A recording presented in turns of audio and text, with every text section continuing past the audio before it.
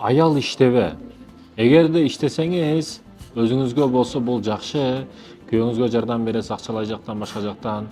Эгер табиятыңызга туура келе турган болсо, бул жакшы нерсе.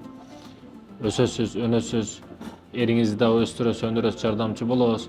Бирок иштебегениңиз жакшы. Эркек киши ар бир учурда аял кишинин эркек киши аялды ар дайым колдоп, коргоп туруш керек. Бул бардык жактан алып караганда. Бир эле көчөдө бирөө мени көрүп калса, хөп өтүп муштап уруп коюш эмес. Бул дегени урматтуу мекендештерим, урматтуу эркектер, бардык жогу биздин мойнубузда. Мисалы менин карындашым бар, аны мен багып чоңойтом, караймын.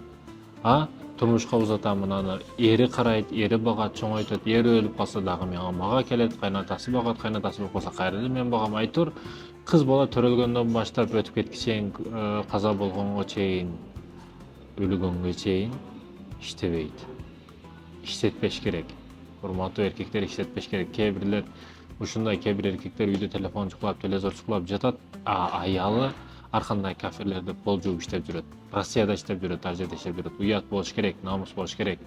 Урматтуу эркектер, телефондо, телевизордо кыздар андай болуп кетти, мындай болуп кетти деп сүйлөп коюш оңой.